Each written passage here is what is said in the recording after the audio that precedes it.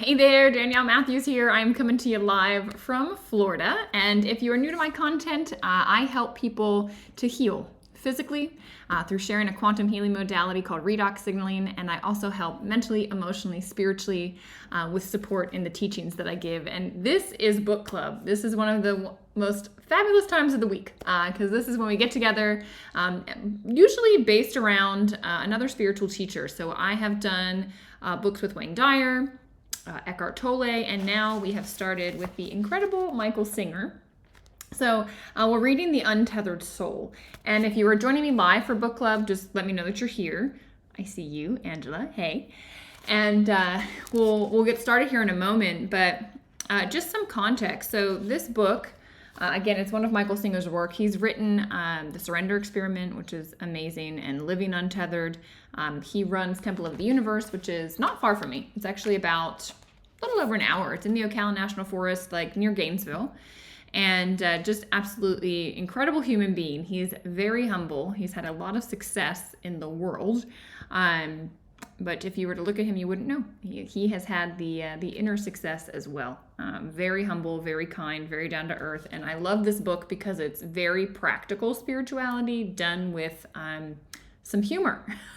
So we are reading now chapter 2. So if you're joining us for the full book club, make sure you're in the Telegram group. That's where I kind of keep our assignments and keep us on track, and we can chat with each other there. If you're just tuning in for these particular lives and you're not reading the book, that's okay. You'll gain a lot from this and a lot from the conversation. So let me know if you catch the replay, tag a friend if you find this helpful and you think it can help them. Honestly, the stuff that we're discussing is transformative for people's life. Very healing internally, right? This inner dimension of the world. So this chapter was called The Inner Roommate, or Your Inner Roommate, I should say. And did y'all realize that you have an inner roommate? I think some people are well aware and some people have no idea. Good morning, Marie. Thank you for letting me know you're here. Yeah, guys, as you're dropping in and coming, just shoot a message. It's always fun to see who's joining in live. So to start, when was the last time nothing was bothering you? I'm curious. When was the last time nothing was bothering you? I was just bothered by something like 2 hours ago.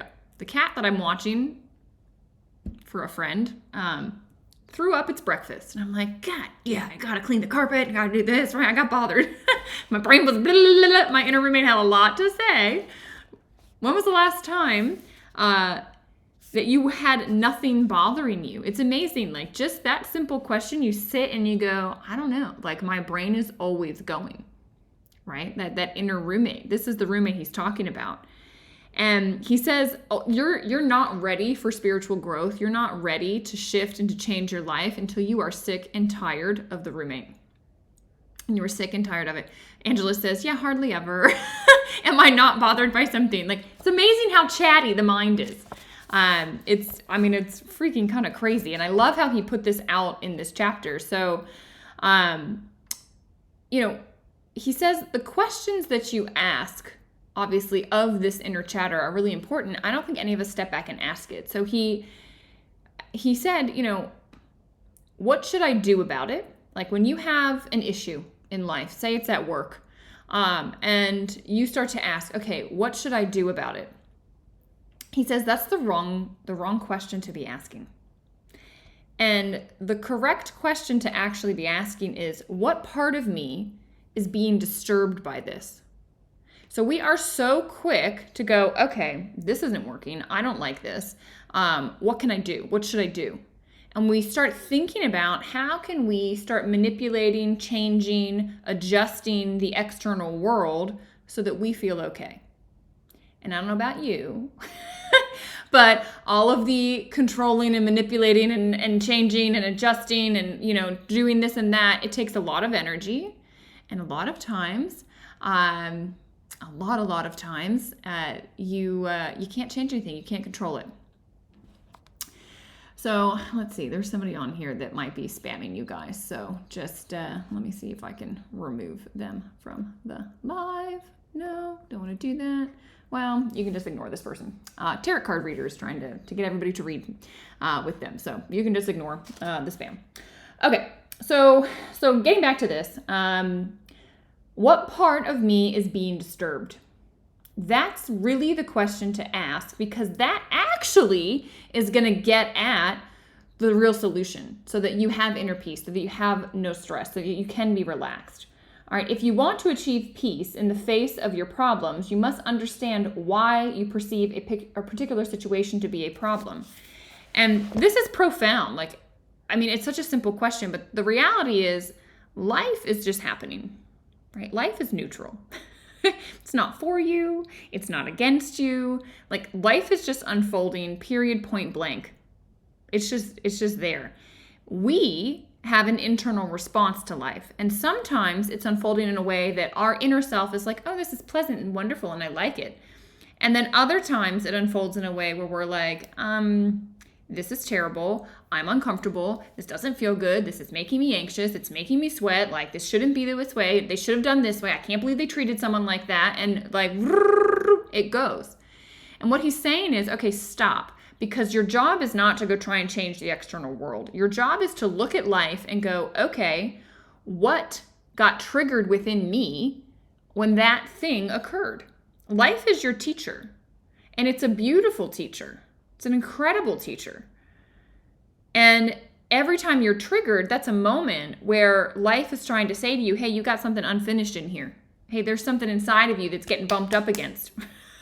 You need to maybe resolve that. You need to look at that a little bit deeper. That's why life's unfolding that way. Marie's saying sometimes you don't know. It's like it just bothers you from who knows what. Maybe something from a long time ago. Yeah, I'm glad you say this. Who's also felt that? Put a 1 in the chat where you're like, I don't know why I'm annoyed, but this just ticked me off. And I'm not sure why. I just got a little angry. I realized that my response is a little totally disproportionate to what's going on. Put a 1 in the chat if you've experienced something like that. I know I have. And thankfully, I've been cultivating this where I watch my little roommate talk and I'm like, why are you annoyed by this?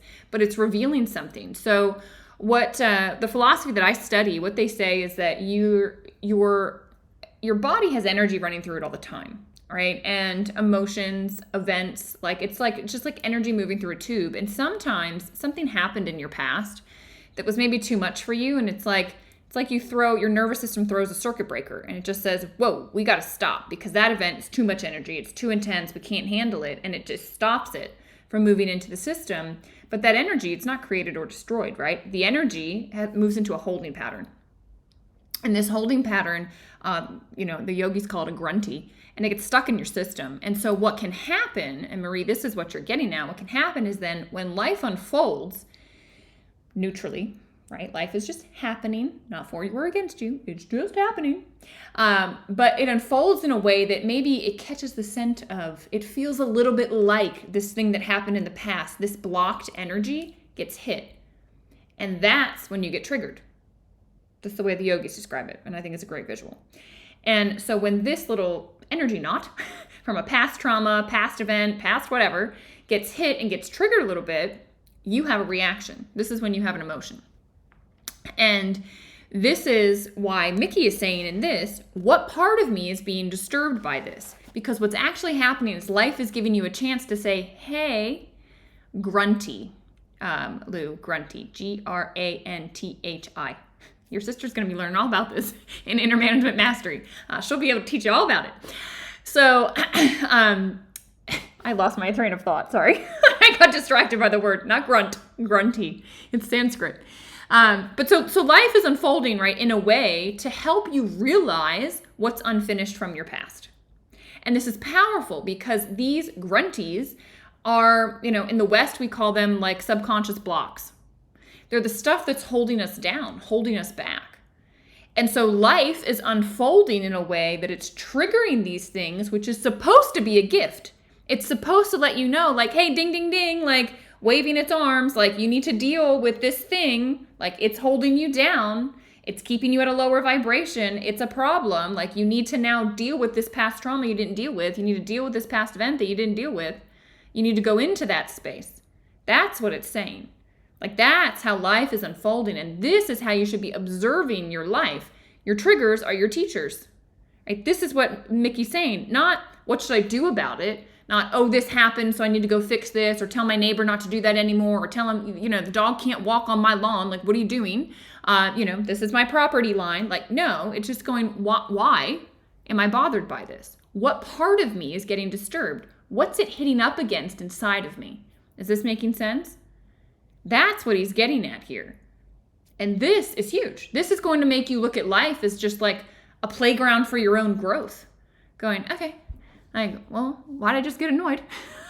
It's a lesson for me. Life doesn't need to be different. Life's neutrally unfolding. I'm the one having a problem with it. I'm the one taking it so personally. That's a me problem. And I'll tell you what, people are way out of balance on this. People want to blame. You shouldn't speak that way. You offended me. You need to be politically correct. Blah, blah, blah, blah, blah, blah, blah. You hurt my feelings. Okay, your feelings got hurt. Go figure out what inside of you is not okay.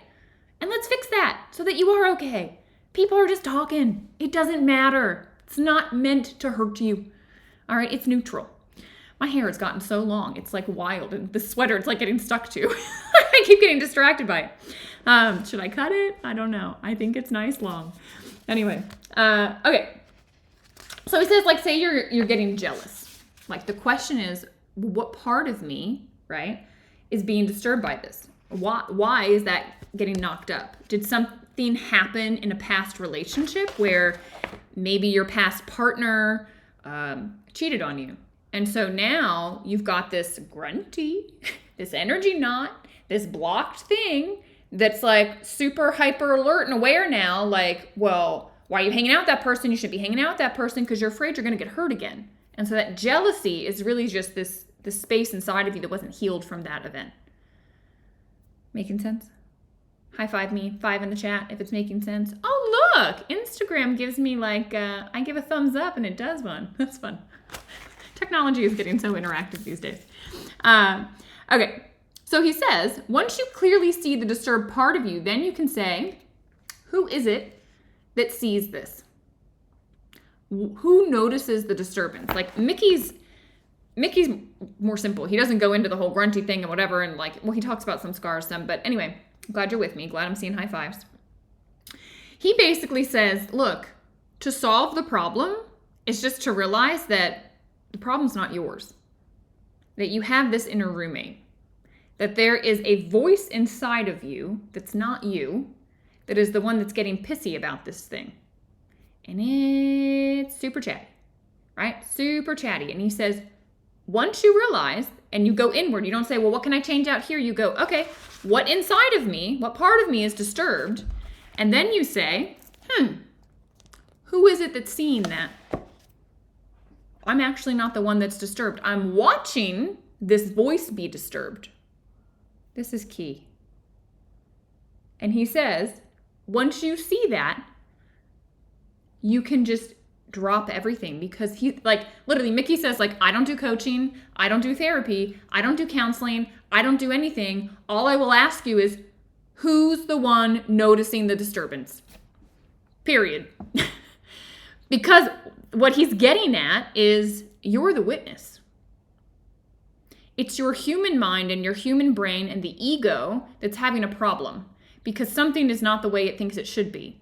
But that ego mind never shuts up. It has a million things to say, and half the time it's wrong. And this is your inner roommate. And he's saying, you're not that. You're just stuck with a crazy person, right? That's what this whole chapter was about. There is this maniac inside of you that is your ego mind that has a lot to say about everything and gets ticked off about a lot of things and is wrong about a lot of things and, gets you anxious about a lot of things. But the truth is, it's not you. You are the one watching it. And so he says, the problem, you can't solve it because, like, it's an illusion. Just that chatter has the problem. There is no actual problem. All right? Easier said than done, but that's Mickey's thing. He's like, well, who's the one witnessing it? You answer that question and you're fine. Because the answer to that question is that you are a spiritual being having a human experience, and you are not the one having the problem. It's the human little mind that's having the problem. Big, deep stuff, but he makes it really simple, right? He makes it so simple. He says you need to have, in order to have true inner freedom, you have to objectively watch your problems instead of being lost inside of them. And so he gave us two steps, really. I'm on page 16. He says, number 1, the first problem you have to deal with is your own reaction. That's what I was talking about. What What are you hitting up against? What's the reaction that, flared up? That's your first thing. Okay, what is that? Because you can resolve that. You can work through that. And then you deal with what's left. So once you've gotten your emotional reaction out of the way, you then go, okay, well, how can I respond to what's unfolding in front of me? Because sometimes people do treat you unfairly, and that shouldn't be okay, but you have to deal with your own reaction first. Like, why can't you just neutrally deal with the person? Why do you have to get angry or upset or feel like, oh, everyone takes advantage of me? Right. All right. All right, next one. Next thing. Next point. He basically says, if you want to meet your inner roommate, if you weren't aware that you had an inner roommate and you would like to meet your inner roommate, just sit down and try to be quiet and have a moment of solitude. And right on cue, right? Your roommate shows up. Why am I doing this? I have more important things to do. This is a waste of time. There's nobody in here but me. What's this all about? There is someone else in there, little roommate. And it doesn't realize it. So the thing is, like, once you start to see this, and I love kind of the challenge I'm going to give all of you that he gave us in this chapter, is to just, once you start watching it, you will realize it is constant. I like that. I don't like that. I want that. I don't want that. This is good. This is bad. Like, it's constantly having an opinion about everything. And so he says you're so close to it that you don't realize that, like, you're literally hypnotized by this voice because you think it's you. It's not you. Okay, it's not you. You're just separate. And I love his sense of humor. He says, first, you have to realize that you've been locked inside there with a maniac. All right? Once you realize you're locked in with a maniac, now we can start to figure out what to do with this maniac. All right? But the maniac ruins everything. He says, like, just witness it in the shower. When you go to take a shower, what happens? It's like 1,000 thoughts ping-ponging. Did I do this? Did I turn off the light? What about this? Oh, I forgot to message that person. Okay, I need to get back to this. Oh, what am I having for dinner? Oh, do I need to order groceries? Oh, we need to go to the grocery store. Oh, you can't get that at that grocery store. Like, it is just, and you're supposed to be, like, taking a shower. And this inner roommate is just constant. Yes, the roommate brings her baggage. Exactly, Lou. It's like, it's got a lot of baggage. It has a ton of baggage. And it's obnoxious. And so this is the challenge. Okay? And he says, do you dare to do this experiment? So I'm doing it. And maybe you all started to do it this past week when you read this, but let's do it this week. He says, imagine that this is a person. So this her that is bringing her baggage, right, Lou? Imagine that this thing inside your head, this roommate that's talking all the time. I like that, don't like that. Don't forget the laundry. You forgot the laundry. What's wrong with you? Blah, blah, blah, blah, blah. That one. Make it into a person and act like it's sitting next to you. Like, literally bring it out of your mind and into this physical space. All right? It is exhausting sometimes, Marie. Exactly. So bring it into the physical space. You can decide if it's male, female, whatever it looks like. I don't care. Old, young. I don't care. Mickey says, give it like the traits of a thing outside of you, okay? Like a person that's coming along with you. And then just watch what happens. Say you sit down to watch TV. I don't know how many of you watch TV, but it's a good example. All right, say you sit down to watch TV and you have this person now. The mind's chatter is now a person sitting next to you on the couch, and it starts going, did you turn off the light downstairs? You better go check. No, not now. I'll do it later. Well, I want to finish watching the show. No, do it now. Well, gosh, this is why the electricity bill is so high. Hey, I want to get something to eat. I'm craving pizza. No, you can't have pizza right now. It's too far of a drive, but I'm hungry. When will I get to eat? Can you imagine a person sitting next to you doing this? It's probably like having a 2-year-old. Why? Right? Just, la, la, la, la, la. All right, it's just incessant. And to your amazement, he says, right, these neurotic outbursts will just continue the whole time you're watching TV, right? He gives the example of, like, I think he said something like a redhead appears and all of a sudden now you're thinking about an ex relationship and it's got a lot to say about that. And, like, you're just trying to sit and watch TV and this person next to you won't shut up. And he said, by the end of the TV show, you'd be on the edge of the couch like, oh my gosh, stop, right? Like, can you imagine this? It's like I was talking about last week when Mary Morrissey gave the exercise of, like, verbalize, say out loud the things that you're saying to yourself, like when you look in the mirror, right? Or when you're thinking about yourself. There is something about verbalizing it and putting it into the external world that will freak you out. And you will go, what in the, I wouldn't hang around with someone like that for a second. All right. But you do it every day. And for some reason, right, if someone outside was doing this, you wouldn't hang around with them. You'd get them out of your world, or you would address them, right? But when it's your own voice, for some reason, you feel like you owe it an answer. You feel like you have to listen to it. And I'm here to tell you, you're not it, and you don't have to. All right? You totally don't have to. He says, just think about, are they even giving good advice in there? Right? I loved, he said, have you ever bothered to ask that voice like what its credentials are? How many times it's been totally wrong, right? What's its batting average? It's not good.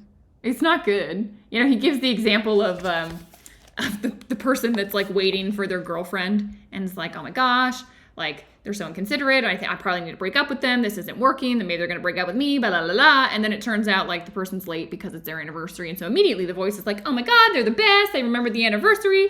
Like the voice is crazy. What if there are two of them? The good angel on one shoulder and the opposite on the other? Yeah, it's the same thing, Fritz. This is an excellent question. How like always on TV shows and like, it's like, the angel and the devil, like listening. It's both are the roommate. Both of those little voices, oh, do this, don't do this, oh, this, oh, that. Both of those are this inner roommate that he's talking about. You are the thing witnessing the chatter between the two. That's what's so crazy. And that's what he says. Like the voice actually talks to itself. It mutters to itself. Like when you find someone like that in the streets that's muttering to themselves, you're like, they're crazy. Well, the same thing's going on in your own mind. Okay? So good question. Really good question. So he says, it's worth asking yourself, is this really rational? And should I go to them for advice? No, you shouldn't. There is the witnessing space. If you can get beyond the mind and beyond all this chatter and you can get into the witness space, this is when you're connected in with source, with the divine, with what, we talked about with Eckhart Tolle and with Wayne Dyer. Wayne Dyer calls it, intention, the power of intention. This is how you get into that power, like the universe. God, like love, whatever it is for you. When you quiet the inner roommate, now your connection is clear. And Fritz, this is where there will be a voice that sounds very different. It honestly sounds like it comes from the heart space, at least for me, where it's a knowing, it's an answer from inside. It's not the mind chatter. Put a 2 in the chat if you know what I'm talking about. Has anyone accessed this? This is your intuition. Right, when you get that intuitive hit, people say it's in my gut. It's a gut feeling. That intuitive hit. It's not the mind. It's not the crazy incessant chatter. That has gone away. This is the intuitive hit. And when, this, do this, don't do this, do this. When that quiets, you can get into that point. Okay?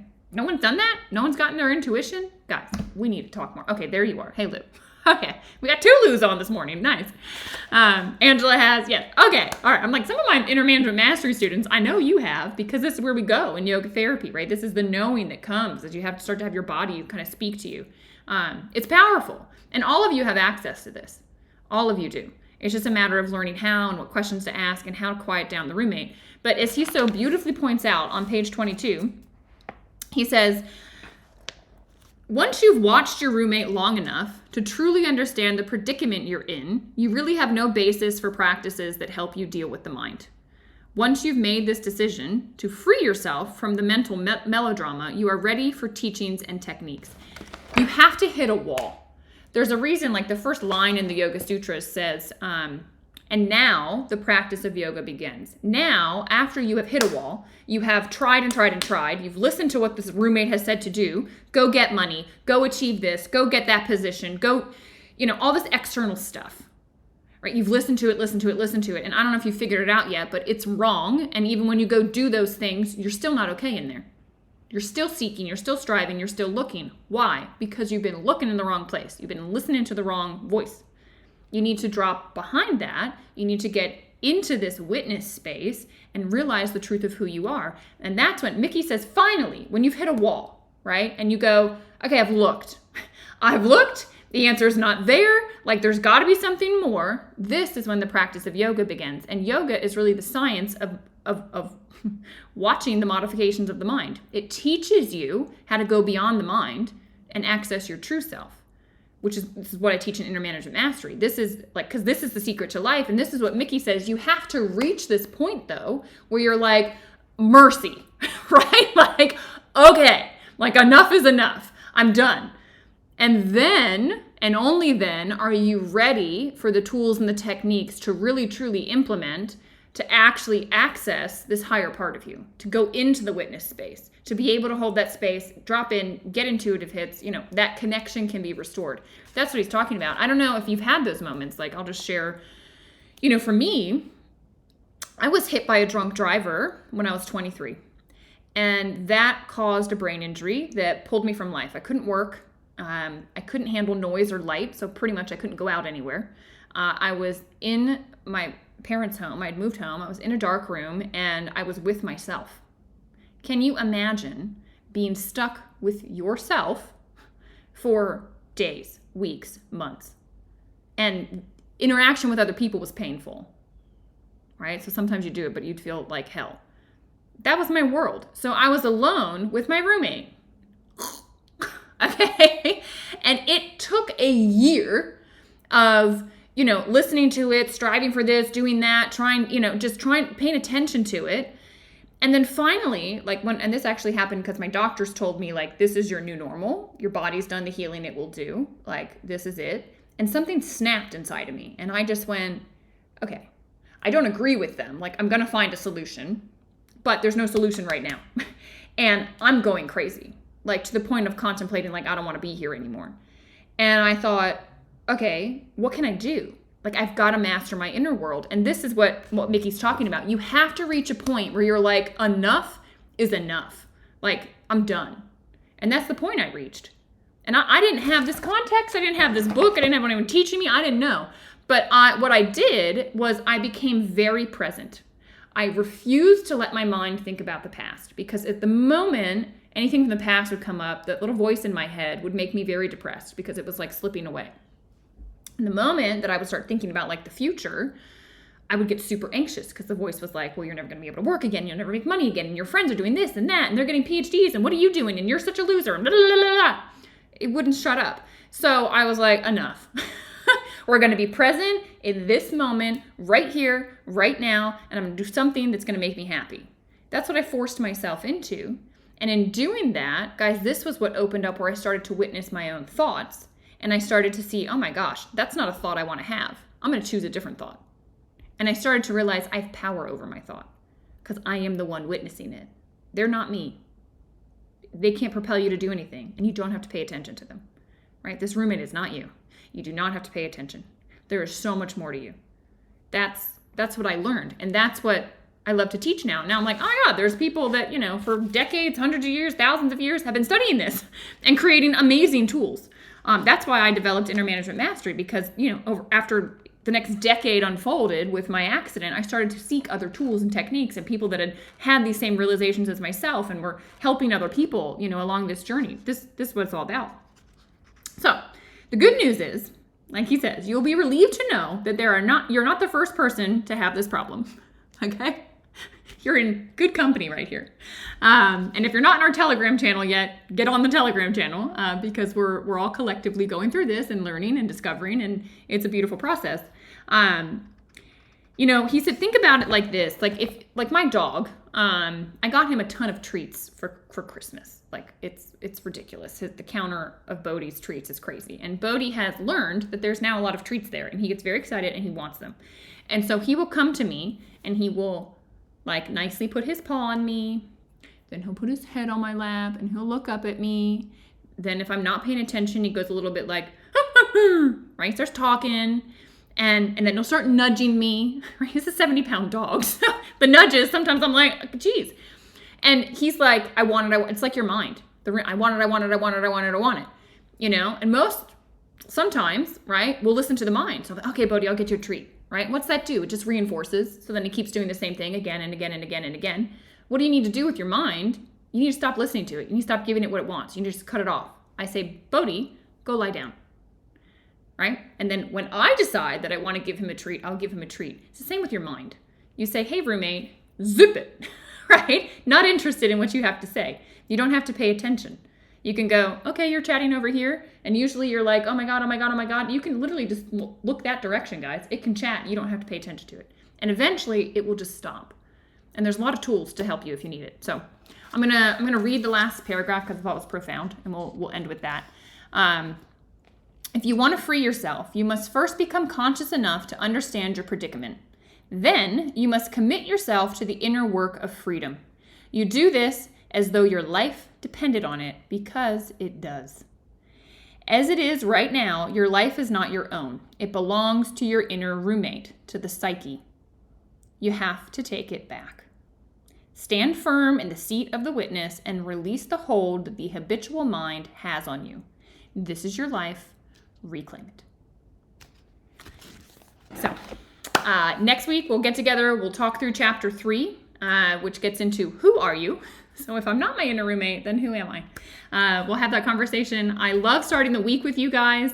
Angela says, I love the Bodhi analogy. Yeah, it's helpful, right? Like dogs, little kids, like throwing tantrums. It's the same as your mind. And you have power over them and this mind of yours. So, all right.